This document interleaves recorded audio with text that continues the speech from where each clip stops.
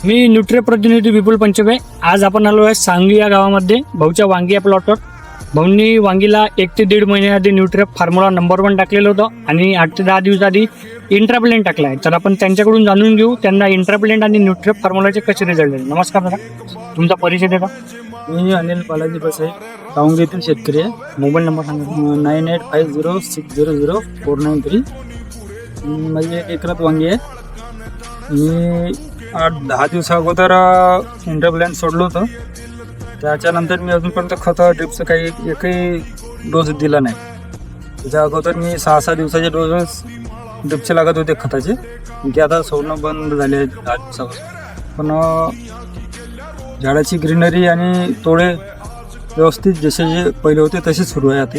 म्हणजे झाडाची growth, greenery आणि पांढऱ्या मुळ्या चांगली वाढ आहे.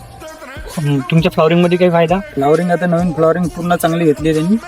जवळ आलेले आहे फुलं. हो, जवळ फुलं आहे आणि असे गुच्छेदार आहे. गुच्छेदार म्हणजे तुमच्या फ्लॉवरिंगमध्ये पण चांगला हो रिझल्ट आहे. आणि साईज पण चांगला झाला तो वांग्याचा. म्हणजे तुम्ही जेव्हा इंटरप्लेंट टाकलं त्याच्यानंतर 10 दिवसापासून आजपर्यंत खत टाकायची तुम्हाला गरज पडली नाही खतं आता गॅप खूप झाली लंबीच. तरी गरज पडली नाही गरज नाही पडली. आणि झाडांनी क्वालिटी पण सोडली नाही. झाडाची क्वालिटी जशी तशीच आहे, मेंटेन आहे. मेंटेन. तर भाऊंनी सांगितल्याप्रमाणे भाऊंनी इंटरप्लेंट सोडल्यानंतर आजपासून 10 दिवसात इंटरप्लेंट सोडलं होतं, तेव्हापासून आजपर्यंत भाऊंना खत टाकायची गरज पडली नाही. अशा प्रकारे इंटरप्लेंट हे तुमचे जमिनीमध्ये पडलेले जे अन्नद्रव्य आहे ते अन्नद्रव्य पूर्णतः ऍक्टिव्ह करून झाडाला मिळवून द्यायचं काम करते. म्हणजे जे आपले अन्नद्रव्य जमिनीमध्ये लॉक झाले आहेत ते अनलॉक करून झाडाला पूर्णपणे मिळवून द्यायचं काम करते.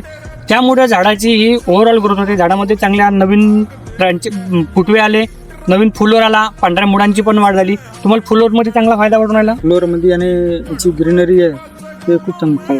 म्हणजे तुम्ही इंटरप्लेंटच्या रिझल्ट पासून समाधानी आहात. समाधानी. ठीक आहे, धन्यवाद दादा.